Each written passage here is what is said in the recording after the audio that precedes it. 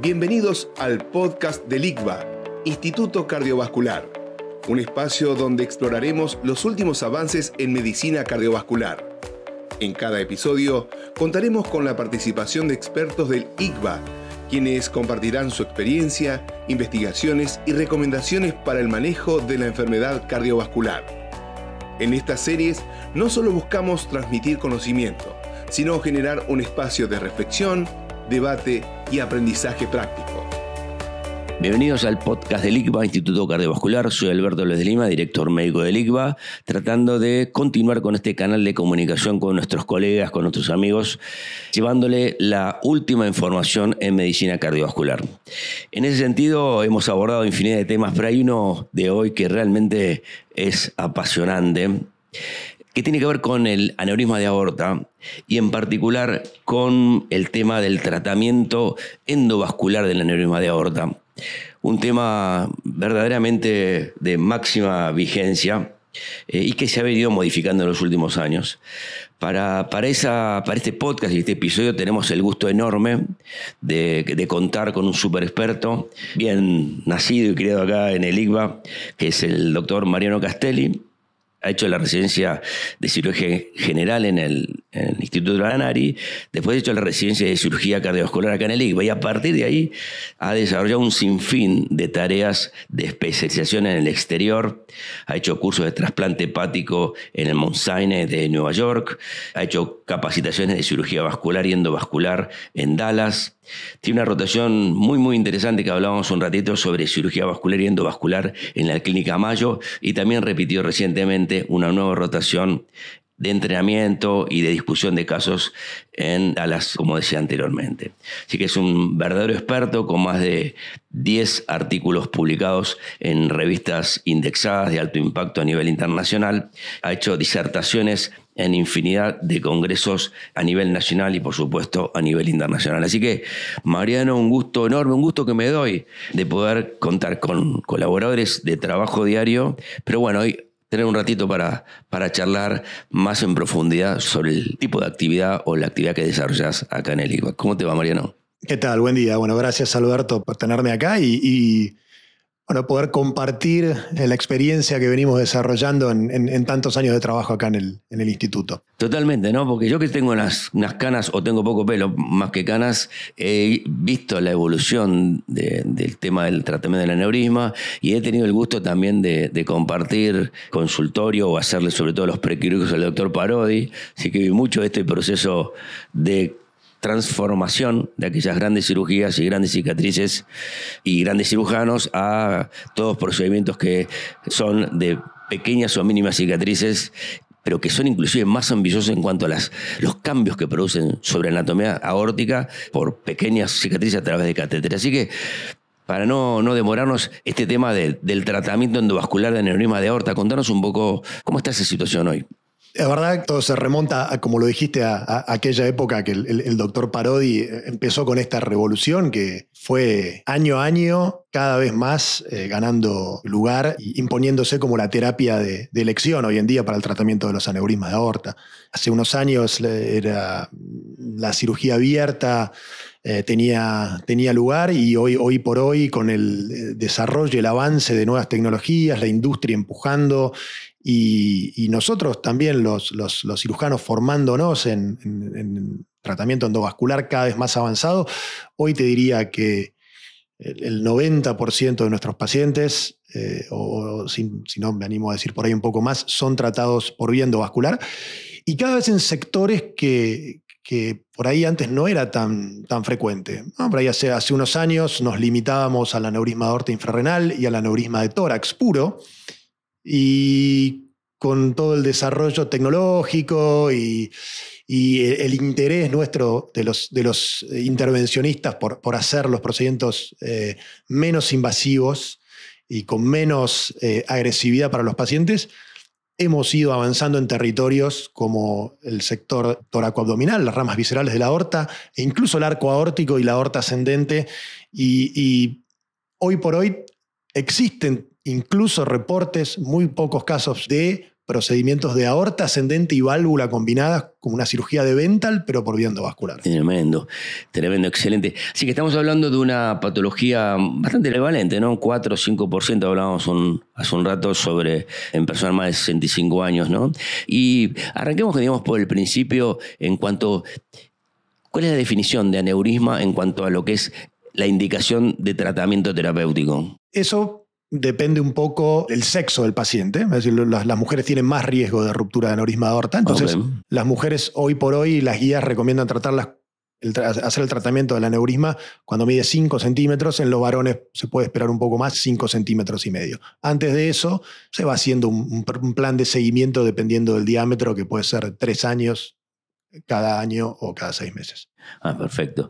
Entonces, ¿a quién nos dirías que tenemos que ir a escrinear? ¿A quién tenemos que ir a evaluarle este tema? Lógicamente, el tratamiento hay que hacerlo antes de que el aneurisma se complique y por eso el screening juega un rol muy importante.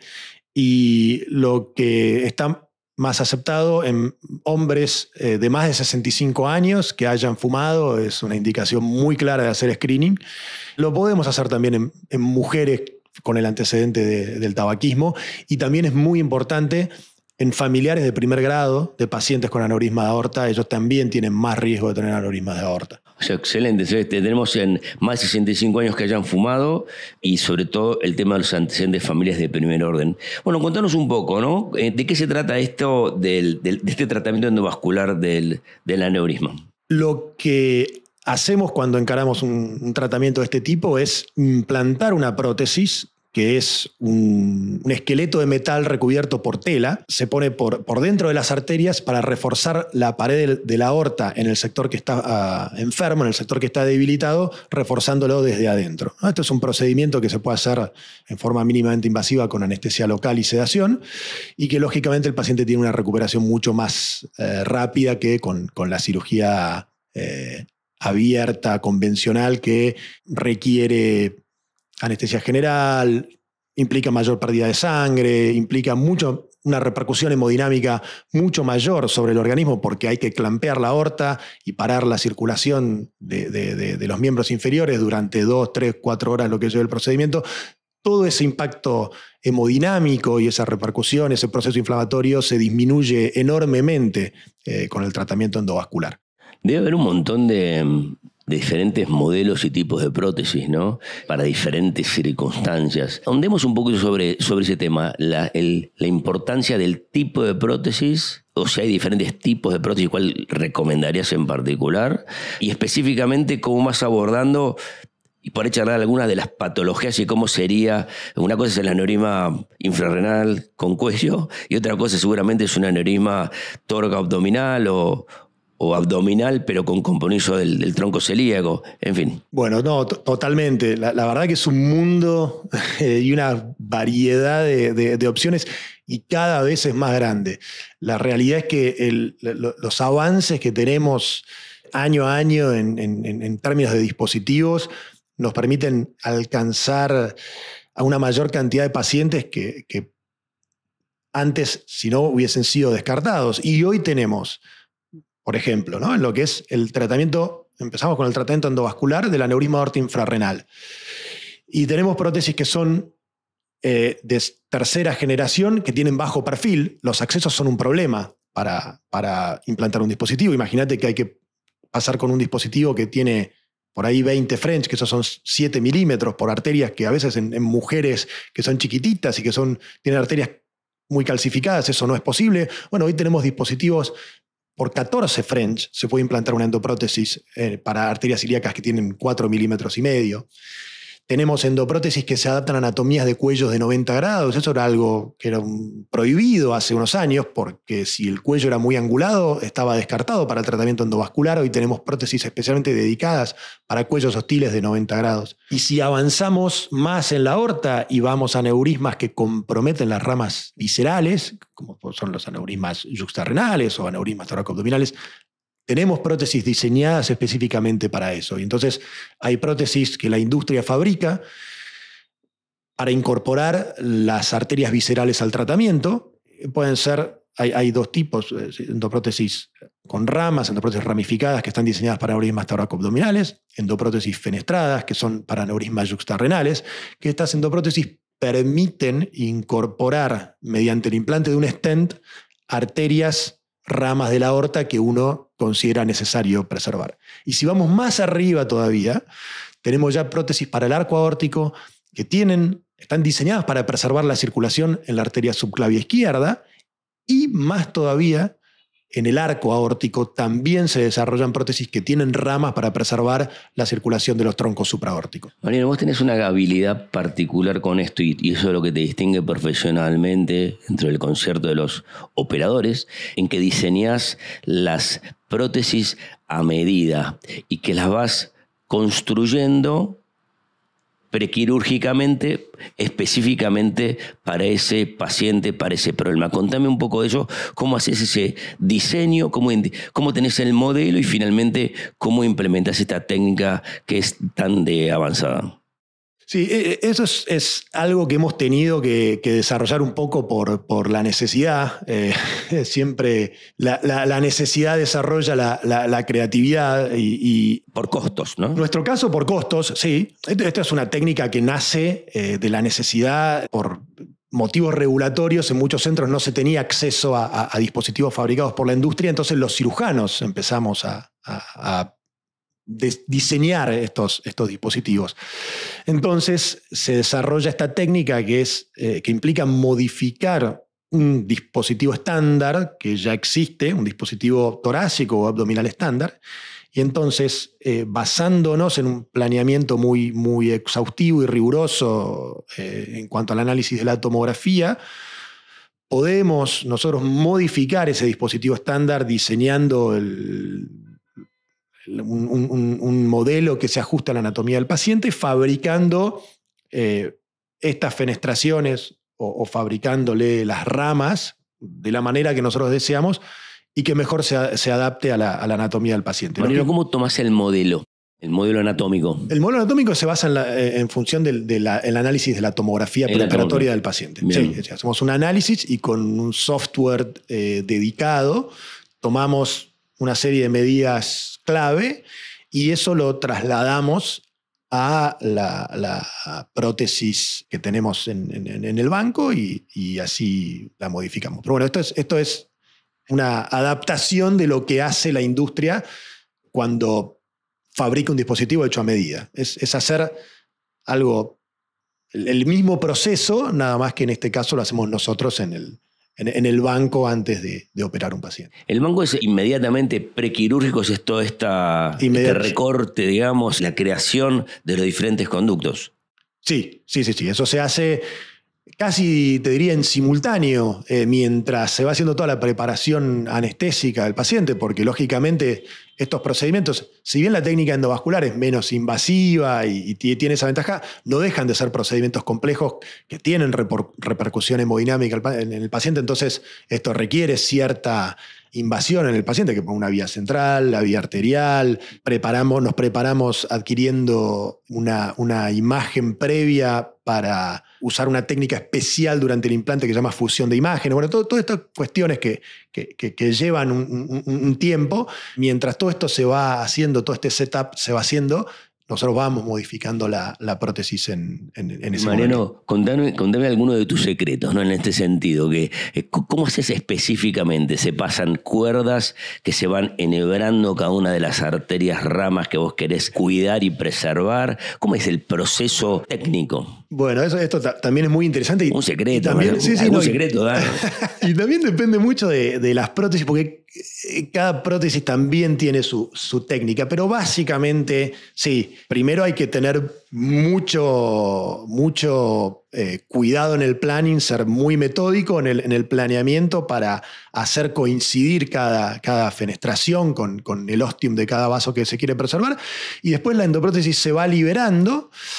Y sí, con distintos tipos de catéteres, primero se enhebra la prótesis a través de la fenestración que nosotros hicimos, y luego, una vez que la guía y el catéter salen de esa fenestración, esa guía y ese catéter canulan o enhebran el vaso blanco, entonces ya se establece un acceso, un riel que va adentro de la prótesis a través de la fenestración y de ahí al vaso blanco, y sobre ese riel se implanta luego un stent forrado, y de esa manera se produce el sellado hermético. Con la impactación. Claro, el objetivo es sellar herméticamente en la zona donde la prótesis se posiciona con el vaso que se está preservando. ¿Cómo sabes que estás haciendo las cosas bien? Cuando a los pacientes le va bien... No, pero técnicamente, vos implantaste. ¿Usás Sí. alguna técnica para determinar, che, esto está bien, no hay fuga, etcétera? El control angiográfico es fundamental.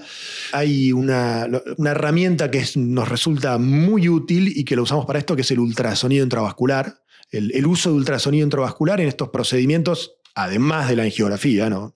Es decir, son herramientas complementarias, nos permite por ahí detectar algunas compresiones de stents o alguna falta de aposición que puede no ser vista en la angiografía. Por ahí hasta el 3% de los casos puede pasar que hay lesiones que no son vistas o detectadas en la angiografía, que sí se detectan con el ultrasonido intravascular. Es como un IBUS, como es en las coronarias. Es el mismo IBUS de las coronarias. Exacto, es el mismo equipo, la misma consola, pero lo que cambia es el catéter. Para coronarias se usa una sonda especial que es de 0,14, que es de coronarias.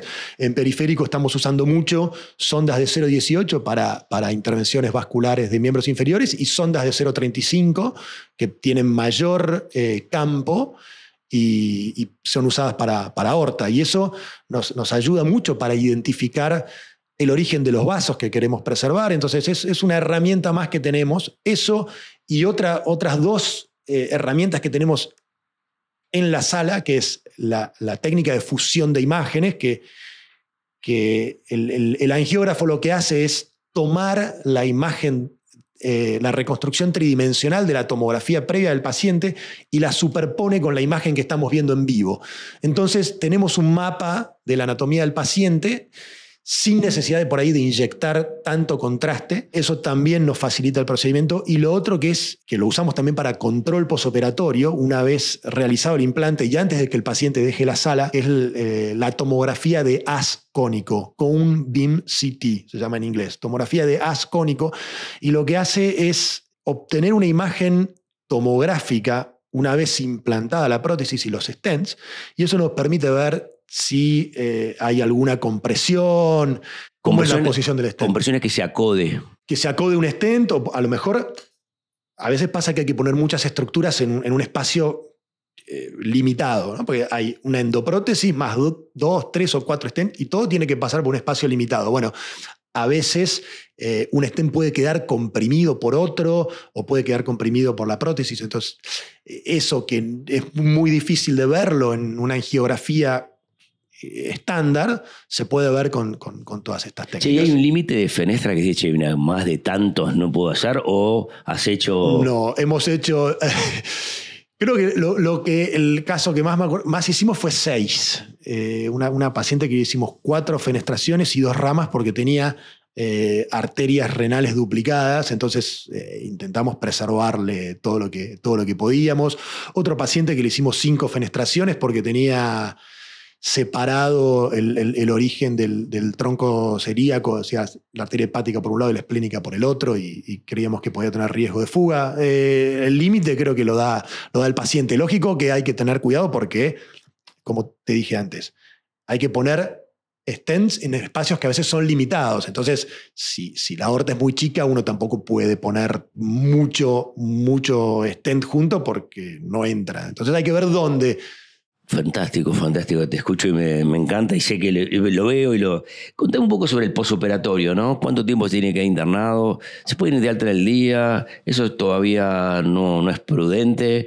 Contame un poquito del posoperatorio. Bueno, un poco depende también de cada paciente. Lógico, la medicina que hacemos hoy es ajustada cada vez más a cada paciente. Si son aneurismas infrarrenales simples, existen ya publicaciones y hay centros que hacen IVAR, procedimiento endovascular ambulatorio. Lógicamente tiene que ser un paciente... ¿Pero vos en tu práctica? Nosotros en nuestra práctica, por lo general, los mandamos al día siguiente. Estamos haciendo ese avance, ese shift a intentar hacerlo por vía en forma ambulatoria. Hemos logrado que algún paciente joven, sin comorbilidades, donde hacemos todo por vía percutánea, mandarlo el mismo día, pero por lo general lo mandamos al día siguiente. Y cuando el tratamiento es complejo, que tenemos que preservar ramas, y ahí 2-3 días, cuando todo va bien, necesitamos controlar la función renal, necesitamos ver, a veces los pacientes pueden hacer un síndrome inflamatorio con plaquetopenia, entonces hay algunas cosas que queremos controlar. ¿Ilio?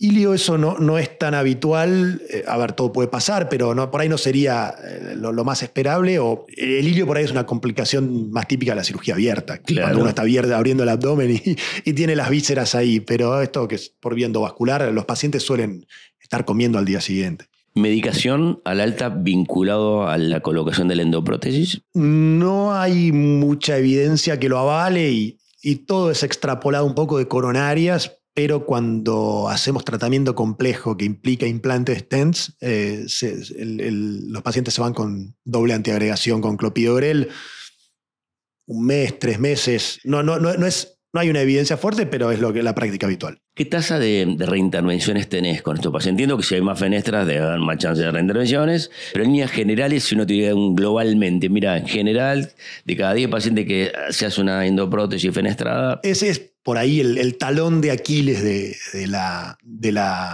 terapia, ¿no? Que es la alta tasa de endolix, endofugas y de reintervenciones, que la mayoría son debido a endofugas. Podemos decir... así en líneas generales, 10%. 10%. Que se pueden reintervenir y se recanulan y se reintervienen. Esto pasa un poco como digamos, Sí. nada que ver, pero las ablaciones de filación auricular pueden tener una tasa de reablación, entiendo que 10%, si pusiste un X número de fenestras y que después las tengas que reajustar, ¿no parece algo? Sobre todo sabiendo lo que acabas de evitar, ¿no? Que es una cirugía abierta abdominal. No, totalmente. Y esto... Nosotros lo hablamos con los pacientes antes del procedimiento y los pacientes saben que tienen esta chance de reintervenciones y que la gran mayoría de las reintervenciones, como dijiste, Alberto, son por cateterismo, son por vía endovascular. Entonces, si hay una filtración, un leak relacionado a una rama, uno entra en la rama y pone otro stent y son procedimientos que sí se pueden hacer con sedación anestesia local en forma ambulatoria. Otra de las complicaciones a veces son las estenosis de los stents, que se quinquean, entonces también hay que canularlo y reforzarlo.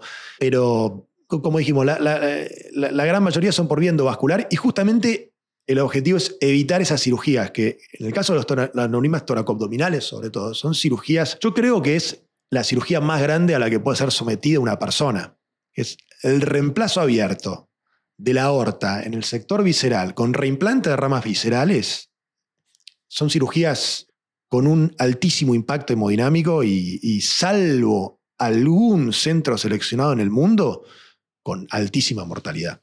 Genial, genial. Bueno, y un poco la experiencia que te da acá, te da justamente poder reducir esto y hacer de esto un procedimiento con bajo riesgo, ¿eso es correcto? Totalmente. Con muchísimo menos impacto hemodinámico y reducir la morbimortalidad dramáticamente. Bueno, Mariano, muchísimas gracias por compartir con nosotros tu experiencia. Me encantó tu claridad, tu transparencia, tu mirada clínica, pero también tu compromiso con esto de la innovación. Nos dejas un montón de aprendizajes y un montón de tareas para mí desde lo técnico, pero también en la idea de pensar, esta medicina vascular que está en un campo tan constante de evolución, y acá la precisión, como hablabas de las técnicas, los dispositivos, los métodos diagnósticos, hacen ese diferencial del que vos contás para poder hacer un equipo que trabaje con tan buenos resultados y poder hacer la diferencia. Bueno, y a todos nuestros escuchas, ¿no? Los invitamos a seguir explorando estos temas para los próximos episodios. Así que, nada, muchísimas gracias, Mariano, por estar con nosotros. Muchas gracias, Alberto, a vos por esta posibilidad. Gracias por acompañarnos durante esta edición. No olviden suscribirse a nuestro canal. Nos vemos el próximo episodio.